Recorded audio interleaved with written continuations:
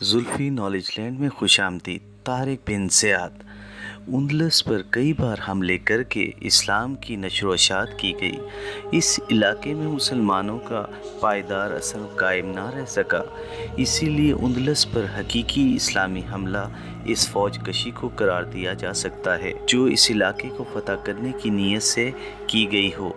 और ये हमले मशहूर अमवी खलीफा वलीद बिन अब्दुल मलिक के दौरे हुकूमत में तारिक बिन ज़ियाद की सरगर्मियों में किए गए। ये अजीब इत्तफाक था। मुसलमान जहाँ और जिस तरफ भी बढ़े वहाँ हालात ने कुछ ऐसा पलटा खाया कि खुद ब खुद इनके लिए फ़िज़ा साफ़ हो गई।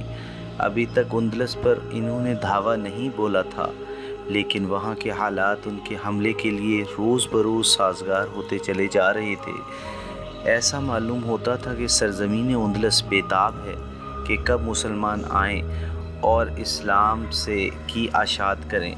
उंदलस की आबादी का एक माकूल हिस्सा यहूदियों पर मुश्तमिल था। अगर अभी तक आपने वीडियो को लाइक नहीं किया तो वीडियो को लाइक कर लें, चैनल को सब्सक्राइब कर लें और बेल आइकन को ज़रूर क्लिक करें ताकि हमारी आने वाली वीडियोस की नोटिफिकेशन आपको मिल सके। ये यहूदी दौलतमंद थे, तालीम याफ्ता थे, तिजारत इनके हाथ में थी और ये वसी कारोबार के मालिक थे। लेकिन इन तमाम खसूसियतों के बावजूद ये बदकिस्मत भी थे। ईसाई हाथ धो के इनके पीछे पड़ गए थे। वो इन्हें कुत्ते की तरह जलील समझते थे, इनकी दौलत छीन लेते थे, इनकी लड़कियों और औरतों पर कब्ज़ा कर लेते थे, इन्हें ग़ुलाम बना लेते थे, इन्हें ईसाई बनने पर मजबूर करते थे। कलीसा की तरफ से हर रोज़ इन पर नित नए मजालिम होते थे। बादशाह भी कलीसा के इक़्तिदार के सामने लरज़ता था। पादरी यहूदियों के बारे में जो हुक्म देते थे बादशाह बेचू चरा तामील करता था। अगर ना करता तो फिर इसकी दौलत का सरचश्मा बंद हो जाता और इसकी याशियों और सरमस्तियों के पुरबहार बाग में ख़ज़ां आ जाती। यहूदी बड़ी सख्त जान कौम है।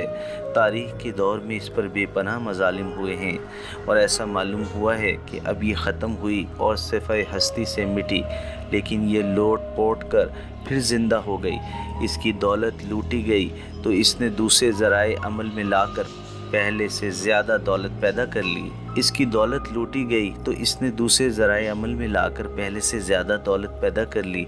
औरतें और लड़कियां छिन गईं तो इसने आंसू बहाने और रोने के बाद पहले से ज़्यादा औलाद पैदा कर डाली।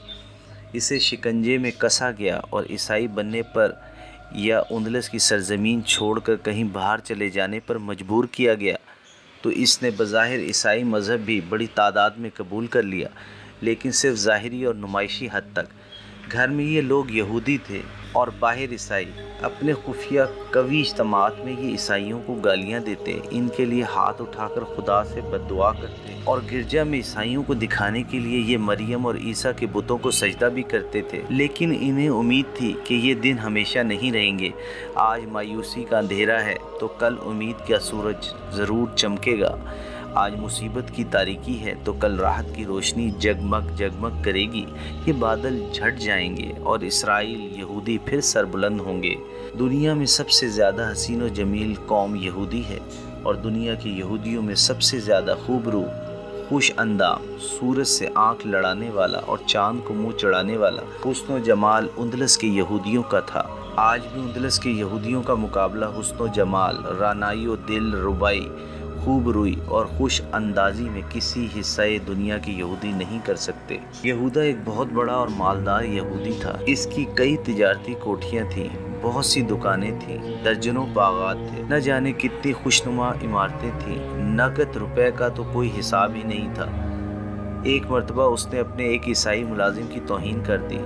बस फिर क्या था, क़यामत आ गई। उसने दुहाई मचाकर बहुत से ईसाइयों को जमा कर लिया। उन्होंने यहूदा के घर में आग लगा दी और उसके बागात को पामाल कर दिया, उसका मालो असबाब लूट लिया। ये हाल देखकर बेचारे यहूदा के हाथ पांव फूल गए।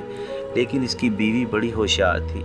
उसने शौहर का और अपनी खूबसूरत और अकलौती लड़की का हाथ पकड़ा, कुछ जेवरात और रुपया लिया और चोर दरवाजे से रात की तारीकी और हंगामे के शोर व शर में चोरों की तरह दबे पांव भाग गई।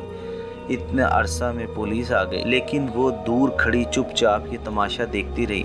जब यहूदा का कीमती सामान लूटा जा चुका था तो खुद पुलिस के सिपाही भी बराबर के शरीक हो गए। यहूदियों पर कोई भी जुल्म किया जाए, हुकूमत इसमें दखल नहीं देती थी और सरकारी मुलाजिम जी खोलकर लूट मार में हिस्सा लेते थे। यहूदा के घर के पास अस्कफ़े आज़म रहते थे। ये तलीतला के सबसे बड़े कलीसा के पेशवा थे।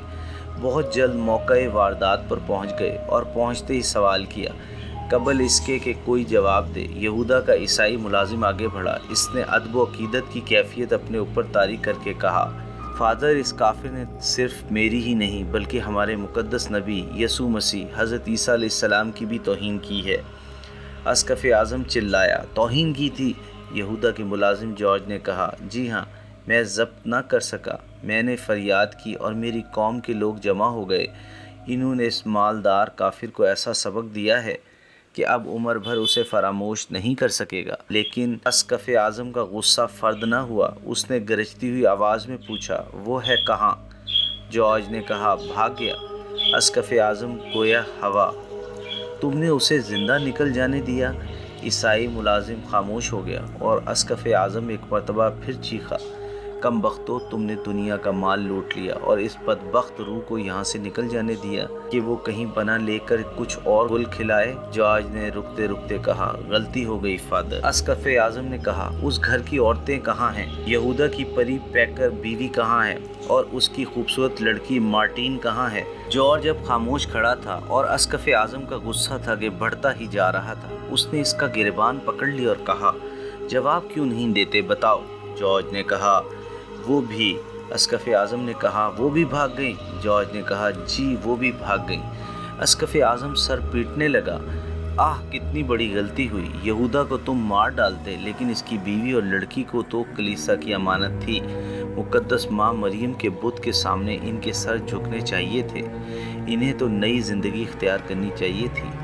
ये बातें हो रही थी कि पुलिस का अफसर आ गया। उसने अस्कफ़े आज़म को यूं दिल गिरफ्ता और मुनहमिल देखकर बड़े अदब से कहा, आप परेशान क्यों हैं? अस्कफ़े आज़म बोला, इसलिए कि परेशान किया गया हूँ। कलीसा की अमानत छीन ली गई और मैं कुछ न कर सका।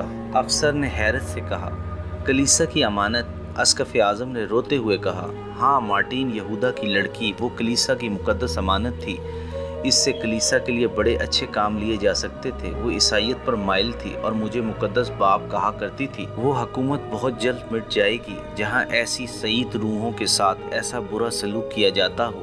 मैं अभी वज़ीर आज़म और बादशाह के पास जा रहा हूँ। कबल इसके कि अस्कफ़े आज़म आगे बढ़ता, अफसर आला ने झुककर इसके पाँव को बोसा दिया और कहा, आप ज़रा भी फ़िक्र न करें, वो लोग भागकर जा कहाँ सकते हैं, गिरफ़्तार होंगे और हजूर के सामने पेश किए जाएंगे। फिर आप जो सलूक चाहें इनके साथ करें, हमें थोड़ा सा वक्त तो दे दीजिए। अस्कफ़े आज़म ने कहा, कितना वक्त चाहते हो? अफसर ने जवाब दिया, सिर्फ आज की रात और कल का दिन। फिर अफसर ने अपने सिपाहियों के एक मुंतखब दस्ते को बुलाकर हुक्म देते हुए कहा, सारे शहर का एक एक कोना और एक एक चप्पा छान डालो। हर यहूदी के घर की तलाशी लो, हर यहूदी मोबिद में ढूंढो। जहाँ कहीं यहूदा और इसकी लड़की मार्टीन मिले, पकड़ लाओ और जिन लोगों ने इन्हें पनाह दी है, इन्हें भी लूट लो, बर्बाद कर दो और गिरफ़्तार कर लाओ ताकि इन्हें सज़ा दी जाए। याद रखो, मैं मुकद्दस फादर से वादा कर चुका हूँ, अगर ये वादा अपने वक्त पर पूरा ना हुआ तो यसू मसीह का गज़ब तुम सब पर नाजिल होगा और हम में से किसी की खैर ना होगी। सिपाही अपने अफसर का हुक्म सुनकर घोड़ों पर बैठे और तेज़ी के साथ इधर उधर रवाना हो गए। यहूदा का वो ईसाई मुलाजिम जो इस तमाम फितने का बानी था, खुश खुश अपने घर की तरफ रवाना हुआ। आज इसके कोट की तमाम जेबें बहुत बोझल थीं। इनमें सोने के सिक्के ही सिक्के भरे हुए थे। उम्र भर की मुलाजमत में भी इतना नहीं कमा सकता था जितना आज इसने कमा लिया। ये इसकी कई पुश्तों के लिए काफ़ी था। इसके पीछे पीछे एक छकड़ा चला आ रहा था जिसमें कीमती ज़रूफ आला दर्जे के कालीन और दूसरा बहुत सा माले गनीमत था। सच है, कोई बिगड़ता है, कोई कहता है किसी को मौत मिलती है और किसी को ज़िंदगी। तारिक बिन ज़ियाद और फ्लोरेंडा। तारिक बिन ज़ियाद मूसा बिन नसीर से मुलाकात करने के बाद वापस घर जा रहे थे कि शेर की धाड़ सुन ली। बावजूद मूसलाधार बारिश और तूफ़ान के अपना घोड़ा शेर की गरजदार आवाज़ की सिमत मोड़ लिया। انہوں نے اپنے نیزے پر اپنی گرفت مضبوط کی اور تیزی سے آواز کی سمت گھوڑے کو چلانے لگے۔ تربیت یافتہ گھوڑا آندھی اور طوفان کی طرح جنگل کے درختوں کے درمیان کسی سانپ کی طرح بل کھاتا تیزی سے بڑھتا جا رہا تھا۔ پھر زور سے بجلی چمکی اور سارا جنگل روشن ہو گیا۔ ایپیسوڈ 34 اختتام پذیر ہوئی۔